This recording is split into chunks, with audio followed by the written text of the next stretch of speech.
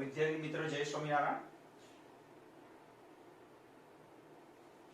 Chapter 4 નો બીજો પ્રશ્ન છે કે રાસાયણિક બંધ માટેનો કૌશલ અભિગમ સમજાવો. જેમ લુઈસે શું કહ્યું હતું ખ્યાલ છે ને, આપણે દરેક લેક્ચરની શરૂઆત કરતા પહેલા આગળના લેક્ચરનો થોડો અભ્યાસ કરી લેવાનો. લુઈસે એવું કહ્યું હતું કોઈ બે પરમાણુ ક્યારે જોડાય, ધારો કે ક્લોરીનના બે, આપણે આ ઉદાહરણ સમજાવી દઉં. ક્લોરીનના બે પરમાણુ ક્યારે જોડાય? જ્યારે બંને પરમાણુ જોડાય ત્યારે અષ્ટક રચના કેવી થઈ જાય? પૂરી થઈ જાય, નિષ્ક્રિય વાયુ જેવી. હવે અષ્ટક રચના કોને કહેવાય?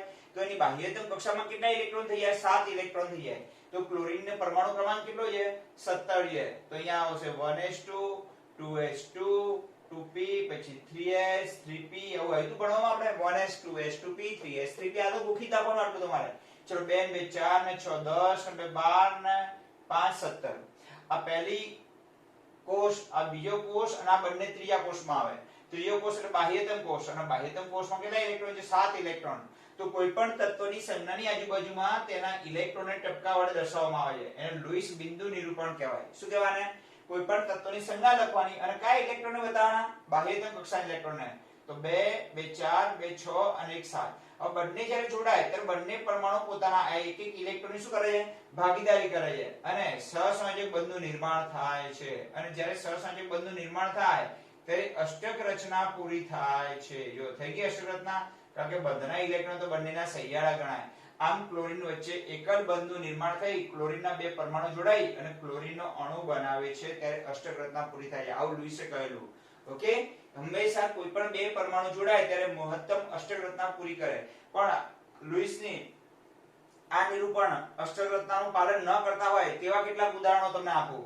કે હાઇડ્રોજન છે, એની બાહ્યતમ કક્ષામાં એક ઇલેક્ટ્રોન છે, બીજા હાઇડ્રોજન પાસે પણ એક જ ઇલેક્ટ્રોન છે. બંને એકની શું કરે છે? ભાગીદારી કરે છે. ભાગીદારી કરી અને સહસંયોજક બંધ બનાવે છે અને હિલિયમ જેવી ઇલેક્ટ્રોન રચના પ્રાપ્ત કરે છે. ભાઈ હિલિયમની ઇલેક્ટ્રોન રચનામાં જો બે જ ઇલેક્ટ્રોન છે, અષ્ટક રચના ક્યાં પૂરી થાય છે? તો આવા અપવાદરૂપ કિસ્સા પર તમને આપણે જોવા મળશે. આપણે લુઈસ બિંદુ નિરૂપણ જ્યાં પછી શીખવાના છે ને એમાં જોવાનું. તો લુઈસે કહ્યું બે પરમાણુ જોડાય ત્યારે પોતાની બાહ્યતમ કક્ષામાં 8 ઇલેક્ટ્રોન કરે અને અણુનું નિર્માણ થતું હોય છે. આવું લુઈસે કહ્યું પ્રાથમિક તબક્કામાં ઇલેક્ટ્રોનની ભાગીદારીથી આવા બંધનું નિર્માણ થતું હોય જેને સહસંયોજક બંધ કહેવાય. તો ઇલેક્ટ્રોનની ભાગીદારીથી બંધ બને, અષ્ટક રચના પૂરો કરવા માટે બંધ બને. ઓકે, આવા આપણે નાઇટ્રોજન, ઓક્સિજન અને ક્લોરીનનું ઉદાહરણ જોયું. હવે કૌશલ અભિગમ તમને શું સમજાવે છે? કૌશલ અભિગમ એવું કહે છે કે આયોનિક બંધ કેવી રીતે બને, ધન આયન અને ઋણ આયન ભેગા થઈ અને આયોનિક બંધ કેવી રીતે બનાવે, એ અભિગમ એટલે કૌશલ અભિગમ કહેવાય. ધન આયન અને ઋણ આયન ભેગા થઈ અને કૌશલ અભિગમ છે એ ધન આયન અને ઋણ આયન ભેગા થઈ અને આયોનિક બંધ કેવી રીતે બનાવે. હવે આપણી પાસે આવું આવર્ત કોષ્ટક છે. તમને પીરિયોડિક ટેબલ ચેપ્ટર નંબર 3 માં આપણે શીખવાનું છે. ઓકે, તમને જે સર ચલાવતા હશે સાહેબ સમજાવશે. કોષ્ટક 3 હોય, આવા ઊભી લાઈનો હોય, આવી 18 લાઈનો હોય ઊભી. કેટલી લાઈનો હોય? આવી 18 લાઈનો હોય. ઓકે, ખ્યાલ આવી ગયો? એમાં આની અંદર 13 થી લઈ અને 13 નંબર, પછી આ 14 નંબર, પછી 15, ઓકે, પછી આ 16, પછી આ 17 અને 18. આ 18મો સમૂહ જે આવે, ઓકે, અહીંયા પહેલો સમૂહ આવે, આ બીજો સમૂહ, પછી આ 3 થી લઈ અને 12 સમૂહ આવે અને 13 થી 18 સમૂહ અહીંયા આવે. ઓકે, અહીં 3, પછી એવી ઊભી લાઈનો બધી હોય કે અહીંયા 3 થી કેટલા આવી જાય? અહીં 12. બધી દોરતો નથી અહીંયા, 3 થી 12 સમજી લેવાનું તમારે. ઓકે, તો પહેલો જે આલ્કાઇલ પહેલો સમૂહ છે, ઓકે, એમે પહેલું સમૂહ જે હાઇડ્રોજન આવે, હાઇડ્રોજન આપણે અહીં હાલ બતાવીએ છીએ. એકચ્યુઅલી હાઇડ્રોજનનું સ્થાન બિલકુલ આવર્ત કોષ્ટકની બહાર બતાવવામાં આવે છે. હાઇડ્રોજન પછી શું આ બોલો? ના, ચલો થોડું આવર્ત કોષ્ટક મોટું દોરીએ એટલે તમને ખ્યાલ આવે. દેખાય છે કે નહીં જોઈ લો પહેલા. ઓકે, દેખાય છે. લીનાકી, રબડી, સસ્તી અને ફ્રી. ઓકે, પછી અહીંયા આવશે 2 મેંગો, કા, સર, બારા. ઓકે, આવું આવર્ત કોષ્ટક આવશે તમને. ઓકે, અહીં હાઇડ્રોજન હોય તો અહીં છેલ્લું તત્વ આ પહેલું જે આડી લાઈન છે ને એમાં બે જ તત્વો આવે છે, ખાલી હાઇડ્રોજન અને હિલિયમ. આ એક પણ તત્વ અહીં જોવા મળતું નથી. આ લાઈન બાકીની ખાલી જોવા મળશે તમને અહીંયા. ઓકે, તો આને ઊભી લાઈનને સમૂહ કહેવાય. ઊભી લાઈનને શું કહેવાય? સમૂહ. અને આડી લાઈનને આવર્ત કહેવાય. પછી અહીં બીજી આડી લાઈન આવશે. ઓકે, પછી આ ત્રીજી આડી લાઈન આવશે. આ રીતે ખ્યાલ આવી ગયો? એ રીતે આડી લાઈનને આપણે આવર્ત કહીશું. આડી લાઈનને શું કહેવાય? આવર્ત. અને ઊભી લાઈનને શું કહેવાય? સમૂહ કહેવાય છે. ઓકે, 13મો સમૂહમાં આવશે બાલ, પછી ગણેશ, BAL એટલે બાલ, ગણેશ, ઇન ટાઇટેનિક ઓકે આવા રીતે યાદ રાખવાની ટ્રીક છે આ બધી બાલ ગણેશ ઇન ટાઇટેનિક ઓકે આ રીતે આપણું કોષ્ટક આખું આવર કોષ્ટક તમારે બનાવવું પડે કે 14 માં કા સી જય સ્નાન કર્યું પર્વતભાઈએ ઓકે પછી નાના પાટેકરે ઐશ્વર્યાને સબમરીનમાં બીવડાવી ઓકે પછી ઓ સનમ સેજલ તેજલ પૂનમ પછી આવશે ફૂલ કલિયા બહાર आई आंटी की ओके हीना नीना और कैटरीना नो एक्सरे रंगीन ओके बाकी આ લાઈન છે આ તમારે પૂરી કરવાની હવે આપણો આવર્ત કોષ્ટક છે ઓકે એમાં જે આ પહેલો સમૂહ છે ને આલ્કલી ધાતુ કહેવાય શું કહેવાય આલ્કલી ધાતુ કહેવાય ચલો ખબર પડી ગઈ પહેલો સમૂહ છે આ પહેલો સમૂહ આખો ઉભો જે સમૂહ કહેવાય આડાને આવર્ત કહેવાય તો પહેલો જે સમૂહ જે આલ્કલી ધાતુ કહેવાય અને 17મા સમૂહને હેલોજન કહેવાય હેલોજન એટલે ફૂલ કલિયા બહાર आई आंटी की ફ્લોરિન ક્લોરિન બ્રોમિન આયોડિન અને એસ્ટેટિન અહીંયા lithium sodium potassium rubidium caesium અને ફ્રાન્સિયમ ઓકે લીના की रबड़ी सस्ती फ्री હવે જો અને 18મો સમૂહ છે हीना नीना और करीना नो एक्सरे रंगीन આ છે એને નિષ્ક્રિય વાયુઓ કહેવાય કયા વાયુ કહેવાય નિષ્ક્રિય શા માટે નિષ્ક્રિય વાયુ કહેવામાં આવે કારણ કે આ બધાની ઇલેક્ટ્રોન રચના જોશો તમે તો એની બાહ્યતમ કક્ષામાં અષ્ટક રચના પૂરી થઈ ગઈ હોય અને એની બધી કક્ષકો ઇલેક્ટ્રોન થી ભરાયેલી હોય અને જ્યારે બધી જ કક્ષકો ઇલેક્ટ્રોન થી ભરાયેલી હોય ત્યારે ઇલેક્ટ્રોન આપે નહીં કે ઇલેક્ટ્રોન મેળવે પણ નહીં ક્યારે ધન આયને ના બનાવે કે ઋણ આયને ના બનાવે અને કોઈની સાથે જલ્દી તત્વો પણ ના બનાવે કોઈની સાથે રાસાયણિક પ્રક્રિયા ના કરે કેમ આપણે એક નિયન નું ઉદાહરણ લઈએ હિલિયમનો અપવાદ છે જો નિયન નું ઉદાહરણ લો તો નિયન નો પરમાણુ ક્રમાંક કેટલો છે 10 ઓકે Ne સોરી નાઇટ્રોજન એ નિયન ઓકે 10 તો 1s પછી 2s 2p 3s અને 3p આપણે મૂકી દઈએ 10 ઇલેક્ટ્રોન ભરવાના છે તો 2 2 4 4 અને કેટલા બાકી રહ્યા 6 10 જો પતી ગયું પાછળ બધી જ કક્ષકો ઇલેક્ટ્રોન થી ભરાયેલી છે અને બાહ્યતમ કક્ષામાં જો ઇલેક્ટ્રોન હતા અહીં થઈ ns2 અને આને બીજી રીતે લખવું હોય ને તો કેવી રીતે લખાય ns2 np6 કહેવાય જે કોની ઇલેક્ટ્રોન રચના છે નિષ્ક્રિય વાયુઓની ઇલેક્ટ્રોન રચના છે કારણ કે કેમ આવું લખાય છે n બદલાય ખાલી ક્વોન્ટમ આંક બદલાય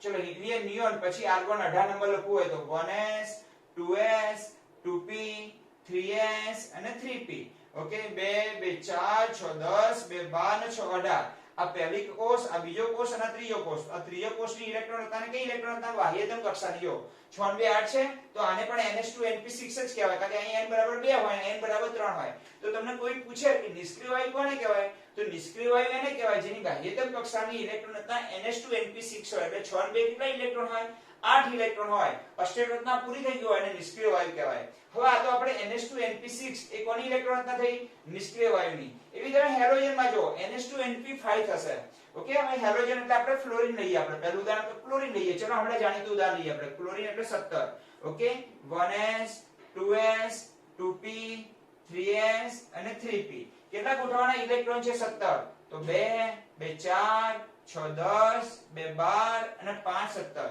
હવે જો કેટલા ઇલેક્ટ્રોન છે 7 ઇલેક્ટ્રોન છે તો મને કહો હવે મને કહો ns2 np6 7 ઇલેક્ટ્રોન છે કોઈ પણ તત્વ હંમેશા કોઈ પણ આનું આવર્ત કોષ્ટક છે ને એનું કોઈ પણ તત્વ સાંભળજો શું કહું છું એ હંમેશા નિષ્ક્રિય વાયુ જેવી ઇલેક્ટ્રોન રચના બનાવવાનો પ્રયત્ન કરશે તો મને કહો આમાં કેટલા ઇલેક્ટ્રોન છે 7 બનાવવાના કેટલા છે 8 જો અહીં 8 છે ને નિષ્ક્રિય આ બંને નિષ્ક્રિય વાયુ છે કહેવાય છે ઉમદા વાયુ પણ કહેવાય ઉમદા વાયુ પણ કહેવાય નિષ્ક્રિય વાયુ કહેવાય ઓકે ખ્યાલ આવ્યો ને નિષ્ક્રિય વાયુ કહો તો ચાલે ઉમદા વાયુ કહો તો પણ ચાલે નોબલ એલિમેન્ટ્સ કહેવામાં આવે અંગ્રેજીમાં ઓકે અહીં ધ્યાન આપજો હવે હેલોજન ની વાત કરીએ આપણે આ હેલોજન નો આપણે ગુણધર્મ લખો કોલો હેલોજન હવે મને કહ્યું હેલોજન હોય હંમેશા 7 ઇલેક્ટ્રોન હોય તો મને કહો 7 ઇલેક્ટ્રોન માંથી 8 બનાવવા હોય તો બે રસ્તા છે એક ઇલેક્ટ્રોન મેળવી લે તો કેટલા થઈ જાય 8 થઈ જાય અથવા 5 ને 2 સાથે 7 ગુમાવે ને તો આ કક્ષા બંધ થઈ જાય આ કક્ષા 0 થઈ જાય 5 અને 2 7 સાથે સાથે ઇલેક્ટ્રોન દૂર કરી નાખે તો કઈ ઇલેક્ટ્રોન રચના રહે ns2 np6 તો આપણે નિયોન જેવી થઈ જાય કાં તો કે આર્ગોન જેવી બનાવશે અથવા નિયોન જેવી બનાવશે જો આર્ગોન જેવી બનાવી હોય તો એક ઇલેક્ટ્રોન મેળવશે અને નિયોન જેવી બનાવી હોય તો 5 ને 2 7 ઇલેક્ટ્રોન ગુમાવી દેશે તો નિયોન જેવી થઈ જશે દેખાય છે તમને નિયોન ની જેવી બનાવવા માટે સાથે સાથે ઇલેક્ટ્રોન ગુમાવવા પડે અને આર્ગોન જેવી બનાવવા માટે એક ઇલેક્ટ્રોન મેળવવા પડે તો વધુ સારું કયું એક ઇલેક્ટ્રોન મેળવવાનું સરળ પડે કે 7 ઇલેક્ટ્રોન ગુમાવવાનું એક ઇલેક્ટ્રોન મેળવવાનું સરળ બને તો હંમેશા હેલોજન તત્વો ઇલેક્ટ્રોન મેળવી અને શું બનાવશે ઋણ આયન બનાવશે ચલો ખબર પડી ગઈ હા અથવા ના તો આ વાક્યમાં ખબર પડી તમને જો કે હેલોજન પરમાણુ ઇલેક્ટ્રોન મેળવી અને ઋણ આયન બનાવે છે ખબર પડી ગઈ કયો આયન બનાવે છે ઋણ આયન કોણ બનાવે છે હેલોજન હંમેશા ચલો ક્લિયર થઈ ગયું આ વાક્યમાં ખબર પડી ગઈ તમને કે હેલોજન કોને કહેવાય તો 17મો સમૂહ કહેવાય 17મા સમૂહમાં જે તત્વો આવે ઓકે આ યાદ રાખવા માટેની ટિપ્સ છે જો ફરી બોલી જોજો લીના કી રબડી સસ્તી ફ્રી બે મેંગો કા સર બારા ઓકે બાલ ગણેશ ઇન ટાઇટેનિક કાશી જઈ સ્નાન કર્યું પર્વતભાઈએ નાના પાટેકરે ઐશ્વર્યાને સબમરીમાં બીવડાવી ओ सनम सेजल तेजल पूनम फूल कलिया बाहर आई आंटी की हीना नीना और करीना नो एक्सरे रंगीन ओके खबर पड़ी गई એમાં આપણે કયા સમૂહની વાત કરીએ છે 17મો સમૂહ 17મા સમૂહને હેલોજન કહેવાય હેલોજનની બાહ્ય કક્ષામાં કેટલા ઇલેક્ટ્રોન હોય 5 અને 2 7 તો એક ઇલેક્ટ્રોન મેળવે તો કોના જેવા થઈ જાય નિષ્ક્રિય વાયુ આર્ગોન જેવા તો હંમેશા હેલોજન ઇલેક્ટ્રોન મેળવે એટલે ઋણ આયન બનાવે કોઈ પણ પરમાણુ ઇલેક્ટ્રોન મેળવે એટલે શું બનાવે ઋણ આયન અને ગુમાવે તો ધન આયન બનાવે ઓકે તો હેલોજન હંમેશા ઇલેક્ટ્રોન મેળવી અને ઋણ આયન બનાવશે જેમ કે ક્લોરીન છે એક ઇલેક્ટ્રોન મેળવે તો Cl માઈનસ આયન બનાવે જો બે ઇલેક્ટ્રોન મેળવે તો -2 આયન બનાવે કયો આયન બનાવે -2 જેમ કે ઓક્સિજન છે એ બે ઇલેક્ટ્રોન મેળવે તો O -2 આયન બનાવે ઓકે નાઇટ્રોજન જો 3 ઇલેક્ટ્રોન મેળવે તો N -3 આયન બનાવે ચલો ખબર પડી ગઈ જેટલા ઇલેક્ટ્રોન મેળવે એટલો ઋણ આયન બનાવે જેટલા ગુમાવે એટલો ધન આયન બનાવે તો હેલોજન હંમેશા એક ઇલેક્ટ્રોન મેળવી અને ઋણ આયન બનાવે ચલો વાક્યમાં ખબર પડી ગઈ છે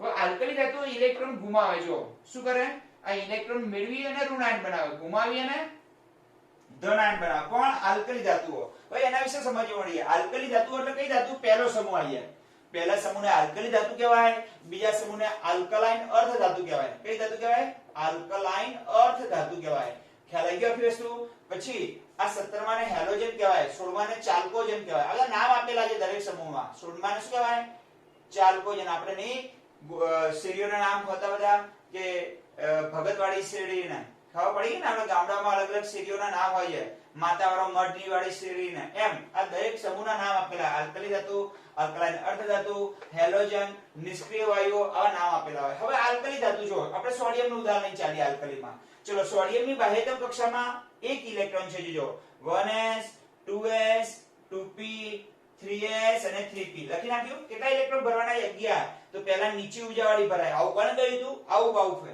2 2 4 થઈ ગયા 4 ને 6 10 હજુ એક ભરવાનો એક ભરાય આ ખાલી એક કાઢી નાખો ચલો આ પહેલો કોષ આ બંને બીજો કોષ અને ત્રીજો કોષ તો ત્રીજા કોષને કઈ ઇલેક્ટ્રોન હતા કહેવાય બાહ્યતમ કક્ષાની ઇલેક્ટ્રોન હતા જેમાં કેટલા ઇલેક્ટ્રોન છે એક ઇલેક્ટ્રોન છે હવે અહીંયા 8 કરવા હોય તમારે તો શું કરવું પડે 7 મેળવવા પડે અથવા એક ગુમાવે ને તો આ જતી રહે આ ઇલેક્ટ્રોન રચના નીકળી જાય તો જો ઓટોમેટિક 6 ને 8 થઈ જાય ને કોના જેવી થઈ જાય નિયોન જેવી થઈ જાય જો આ સોડિયમની ઇલેક્ટ્રોન રચના કોના જેવી થઈ જાય નિયોન જેવી તો મન કો 8 7 મેળવવા સારા કે એક ગુમાવી દેવો સારો એક ગુમાવે તો કોના જેવી થઈ જાય નિયોન જેવી અને 7 મેળવે તો આર્ગોન જેવી કોઈ પણ તત્વ હંમેશા ઇલેક્ટ્રોન રચના નિષ્ક્રિય વાયુ જેવી બનાવે તો આલ્કલી ધાતુ હંમેશા ઇલેક્ટ્રોન ગુમાવે કારણ કે એની બાહ્યતમ કક્ષામાં એક જ ઇલેક્ટ્રોન છે અને અહીંની આ હેલોજનની બાહ્યતમ કક્ષામાં 7 ઇલેક્ટ્રોન છે તો 7 હોય તો એક મેળવી અને અષ્ટક રચના પૂરી કરે અને આ એક ગુમાવે એટલે ઓટોમેટિક જો અષ્ટક રચના બની ગઈ નિયોન જેવી તો આલ્કલી ધાતુ હંમેશા ઇલેક્ટ્રોન ગુમાવે છે ઓકે અને કયો આયન બનાવે છે ધન આયન તો હંમેશા હેલોજન ઋણ આયન બનાવે અને આલ્કલી ધન આયન બનાવે હવે આ બંનેની વૃત્તિ કોની બેની વચ્ચે આવે છે જો ફ્લોરીન આ 17મો સમૂહ પછી 18 ને પછી પહેલો ખબર પડી ગઈ ને એમ વિચારો તમે તો આખા આવર્ત કોષ્ટકમાં કોણ અલગ પડે છે નિષ્ક્રિય વાયુથી હેલોજન અને આલ્કલી ધાતુ બેની આજુબાજુમાં આવેલી હોવા છતાં પણ અલગ પડે છે કારણ કે એક બે પછી તરત આ સમૂહ આવે ને તો જો આવર્ત કોષ્ટકમાં સૌથી ઊંચા વિદ્યુત ઋણમય હેલોજન તત્વ હોય વિદ્યુત ઋણમય કોને કહેવાય જે ઇલેક્ટ્રોન મેળવવાની પ્રબળ વૃત્તિ ધરાવતા હોય એવા તત્વોને વિદ્યુત ઋણમય કહેવાય તો હેલોજનની બાહ્યતમ કક્ષામાં 7 ઇલેક્ટ્રોન છે કેટલા છે કુલ 7 અને 7 હોવાથી એક ઇલેક્ટ્રોન મેળવવાની એમની વૃત્તિ પ્રબળ હોય જે ઇલેક્ટ્રોન મેળવવાની તત્વની ઇલેક્ટ્રોનને પોતાની તરફ ખેંચવાની તાકાતને વધારે હોય એવા તત્વોને વિદ્યુત ઋણમય તત્વ કહેવાય અને જે ઇલેક્ટ્રોન ગુમાવવાની વૃત્તિ ધરાવતા હોય એને વિદ્યુત ધનમય કહેવાય અને આલ્કલી ધાતુ છે એ વિદ્યુત ધનમય છે કારણ કે ઇલેક્ટ્રોન ગુમાવી ધનાયન બનાવે છે અને હેલોજન ઇલેક્ટ્રોન મેળવી ઋણાયન બનાવવા માટે વિદ્યુત ઋણમય તો આખા આવર્ત કોષ્ટકમાં સૌથી ઊંચા વિદ્યુત ઋણમય હેલોજન તત્વો વિદ્યુત ઋણમય એટલે ઇલેક્ટ્રોન મેળવવાની વૃત્તિ ધરાવતા હોય અને વિદ્યુત ધનમય એટલે આલ્કલી ધાતુ ઇલેક્ટ્રોન ગુમાવી ધનાયન બનાવે આથી ને વિદ્યુત ધનમય તત્વ હોય ઉમદા વાયુથી અલગ પડે છે કેમ ના ઉમદા વાયુ ઇલેક્ટ્રોન ગુમાવે ના ઉમદા વાયુ ઇલેક્ટ્રોન મેળવે જ્યારે એની સાપેક્ષમાં આલ્કલી ઇલેક્ટ્રોન ગુમાવી અને ધનાયન બનાવે હેલોજન ઇલેક્ટ્રોન મેળવી અને ઋણાયન બનાવે તો આખા આવર્ત કોષ્ટકમાં કોણ અલગ પડે છે આલ્કલી ધાતુ અને હેલોજન અલગ પડે છે ઓકે ચલો ખબર પડી ગઈ અને આ રીતે બનેલા ધન તેમજ ઋણ આયન ઉમદા વાયુ જેવી ઇલેક્ટ્રોન રચના પ્રાપ્ત કરે ખબર પડી ગઈ ને મેં કહ્યું હતું ઇલેક્ટ્રોન મેળવીને ઊંડા વાયુ જેવી રચના પ્રાપ્ત કરે, ઇલેક્ટ્રોન મેળવીને અથવા ઇલેક્ટ્રોન ગુમાવીને. કોઈ પણ તત્વ ઇલેક્ટ્રોન મેળવે અથવા ઇલેક્ટ્રોન ગુમાવે ત્યારે પોતાની ઇલેક્ટ્રોન રચના, ઇલેક્ટ્રોનની રચનાની વાત કરું છું, પ્રોટોનની વાત નહીં કરતો. તો હંમેશા કોના જેવી બનાવે? નિષ્ક્રિય વાયુ જેવી બનાવે. ઓકે. અને ઋણ તેમજ ધન આયનો સ્થિર વિદ્યુતીય આકર્ષણથી સ્થાયી થાય. હવે ધન આયન અને ઋણ આયન વચ્ચે શું હોય? એકબીજા માટે આકર્ષણ હોય. એને સ્થિર વિદ્યુતીય આકર્ષણ બળ કહેવાય. કયું બળ કહેવાય? સ્થિર વિદ્યુતીય આકર્ષણ બળ કહેવાય. અને આ રીતે સ્થિર અને ધન અને ઋણ આયન વચ્ચે જે સ્થિર વિદ્યુતીય આકર્ષણને પરિણામે રચાતા આ બંધને વિદ્યુત સંયોજક બંધ અથવા આયોનિક બંધ કહેવાય. ખબર પડી ગઈ? ધન આયન અને ઋણ આયન વચ્ચેના આકર્ષણથી જે બંધ બને એને આયોનિક બંધ કહેવાય. તો આયોનિક બંધ બનાવવાની વૃત્તિ કોની પાસે હોય? એક ધન આયન હોય અને એક ઋણ આયન હોય તો આયોનિક બંધ બને. હવે ધન આયન કોણ બનાવે? આલ્કલી ધાતુ. અને ઋણ આયન ઝડપથી કોણ બનાવે? હેલોજન. તો હેલોજન અને આલ્કલી જ્યારે ભેગા થાય ત્યારે હંમેશા આયોનિક બંધ અથવા વિદ્યુત સંયોજક બંધ કહેવામાં આવે છે. ઓકે. અને આયોનિક બંધ નામે પણ ઓળખવામાં આવે છે. તો આયોનિક બંધ કોણ બનાવે? આલ્કલી ધાતુ અને હેલોજન બનાવે. એક ઉદાહરણથી સમજીએ. NaCl નું આપણે ઉદાહરણ લઈએ. ચલો તમને આવર્ત કોષ્ટકમાં મિત્રો સારી એવી ખબર પડી ગઈ હશે અત્યારે.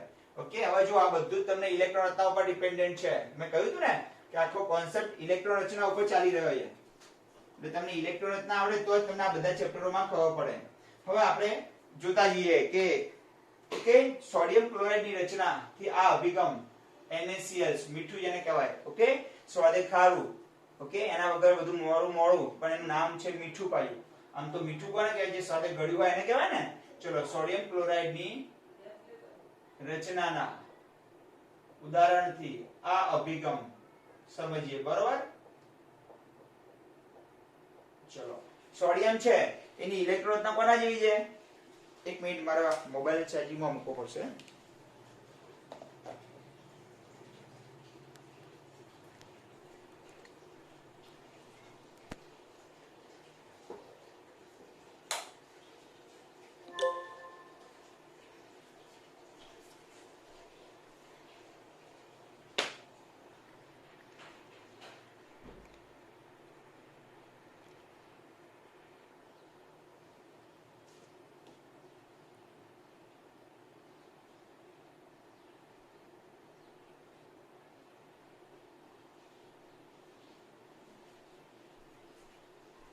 ઓકે. હવે NaCl ની રચનામાં કોણ છે? Na. હવે જો સોડિયમ છે જેની ઇલેક્ટ્રોન રચના કોના જેવી છે? નિયોન પછી આવું લખાય ને. અને શું આવશે? જો સોડિયમ નો પરમાણુ ક્રમાંક કેટલો? 11. 1s 2s 2p 3s અને 3p. લખી નાખ્યું. પહેલા બે ઇલેક્ટ્રોન બે 4 6 અને 1. એટલે 3s માં ઇલેક્ટ્રોન આવે તો કોની જેવી ઇલેક્ટ્રોન રચના થઈ ગઈ? નિયોન ની ને. તો આપણે અલગ રીતે પણ લખી શકીએ. આમ લખવું તો લખાય, આની જગ્યાએ આપણે નિયોન લખવું તો લખાય. નિયોન પછી 3s1. આ 3p તો ભરાતી નથી તો આ રીતે લખાય. નિયોન પછી શું લખાય? 3s1. આ સોડિયમ એક ઇલેક્ટ્રોન ગુમાવે તો Na+ આયન બનાવે. ઓકે. અને ઇલેક્ટ્રોન ગુમાવે. હવે Na+1 એટલે આ ઇલેક્ટ્રોન બહારનો ઇલેક્ટ્રોન કયો થઈ ગયો? દૂર. તો કોના જેવી ઇલેક્ટ્રોન રચના થઈ ગઈ? નિયોન જેવી થઈ ગઈ તમારી ઇલેક્ટ્રોન રચના. હા અથવા ના? કોના જેવી થઈ ગઈ? નિયોન જેવી થઈ ગઈ. ઓકે. ઇલેક્ટ્રોન ગુમાવે એટલે ધન આયન કેમ બનાવે? ચલો સોડિયમ છે એમાં પ્રોટોન પણ 11 હોય. ઓકે. પ્રોટોન કેટલા હોય? પ્રોટોન 11 હોય, ઇલેક્ટ્રોન પણ 11 હોય. હવે Na+ એમાં પ્રોટોન તો 11 જ રહે પણ ઇલેક્ટ્રોન કેટલા થઈ ગયા? 10. એટલે એક ઇલેક્ટ્રોન નીકળી ગયો ને. તો ઇલેક્ટ્રોનની સાપેક્ષમાં કોણ વધી ગયું? પ્રોટોન. કેટલા વધી ગયા? 1. એટલે +1 બીજવાર આવે છે. ઓકે. ચલો બીજા નંબર જોઈએ. ક્લોરીન જોઈએ આપણે. Cl. ક્લોરીન છે એની ઇલેક્ટ્રોન રચના. ક્લોરીન તો હમણાં આપણે દોરી દો ને 17. વારંવાર કેમ લખીએ? ઘણા લોકોને ખબર પડી જાય. 1s 2s 2p 3s અને 3p. કેટલા ઇલેક્ટ્રોન ભરવાના છે? 17. તો 2 2 4 6 10 2 12 અને 6 18 થાય. પણ આપણે તો 17 જ ભરવાના છે. તો અહીં કેટલા મૂકીશું?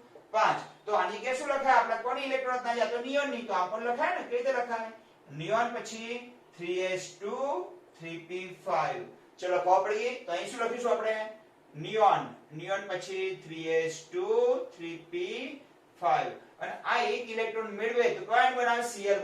Cl- આવે એટલે એક ઇલેક્ટ્રોન દાખલ થાય તો આ કક્ષકમાં દાખલ થાય. ખાલી કે હતી p હતી ને તો એ કેટલા થઈ જાય? 6 થઈ જાય. તો કોના જેવી ઇલેક્ટ્રોન રચના થઈ ગઈ? આર્ગોન જેવી. તો જો નિષ્ક્રિય વાયુ જેવી ઇલેક્ટ્રોન રચના થઈ ગઈ. તો આલ્કલી ધાતુ હેલોજન પરમાણુ ઇલેક્ટ્રોન મેળવી ઋણ આયન બનાવે. આલ્કલી ધાતુ ઇલેક્ટ્રોન ગુમાવીને ધન આયન બનાવે. ચલો અને આખા આવર્ત કોષ્ટકમાં નિષ્ક્રિય વાયુથી કોણ અલગ પડે? આલ્કલી અને હેલોજન. કેમ? એક ઇલેક્ટ્રોન ગુમાવે તો એક ઇલેક્ટ્રોન મેળવે. અને નિષ્ક્રિય વાયુ ઇલેક્ટ્રોન ગુમાવે નહીં અને ઇલેક્ટ્રોન મેળવે નહીં. અહીં જે હવે બીજું વાક્ય જુઓ, આ રીતે બનેલા ધન તેમજ ઋણ આયન ઉમદા વાયુ અથવા હિલિયમ વાયુ જેવી ઇલેક્ટ્રોન રચના પ્રાપ્ત કરે છે. ના આ ઇલેક્ટ્રોન રચના NH2 NP6 હોય. અમે નિષ્ક્રિય વાયુની ઇલેક્ટ્રોન રચના કઈ હોય? બાહ્યતમ કક્ષાની 6 2 8 ઇલેક્ટ્રોન NH2 NP6 હોય. ઓકે, ચલો હવે અહીંયા જે ધનાયન અને ઋણાયન બને છે, ધનાયન અને ઋણાયન કોની ઇલેક્ટ્રોન રચના પ્રાપ્ત થઈ ગઈ? નિષ્ક્રિય વાયુ જેવી. અને તેમની વચ્ચે શું ઉત્પન્ન થાય? સ્થિર વિદ્યુતીય આકર્ષણ. તો અહીંયા Na+ અને Cl- જોડાય, એમની વચ્ચે આકર્ષણ થાય અને શું બનાવે? NaCl બનાવે. તો આ NaCl એ કયો બંધ બનાવે છે? આયોનિક બંધ બનાવે છે. આયોનિક બંધ કોને કહેવાય? ધન આયન તેમજ ઋણ આયન વચ્ચે જે સ્થિર વિદ્યુતીય આકર્ષણ બળ હોય, વિરુદ્ધ વિભારો વચ્ચે, ઓકે, એ સ્થિર વિદ્યુતીય આકર્ષણના કારણે જે બંધ બને એને આયોનિક બંધ કહો તો ચાલે, અને વિદ્યુત સંયોજક બંધ કહો તો પણ ચાલે. તો લુઈસ કોસેલ અભિગમ માત્ર ને માત્ર કયા સંયોજનોની ઉત્પત્તિ સમજાવે છે? માત્ર ને માત્ર આયોનિક સંયોજનોની ઉત્પત્તિ સમજાવે છે. તેનાથી એનું પાસું સારું છે કે આયોનિક બંધ કેવી રીતે બને એ સમજાવે છે, પણ બધા સંયોજનો કેવી રીતે બને, ધારો કે H2SO4 કેવી રીતે બને છે એ સમજાવી શકતો નથી. તો આનો અપવાદ શું છે બોલો? આનો અપવાદ એ છે અથવાની મર્યાદા કે ફક્ત આયોનિક બંધની જે નિર્માણ સમજાવી શકે છે. હું લખતો નથી, તમે લખી નાખજો. કયા બંધનું નિર્માણ સમજાવી શકે છે?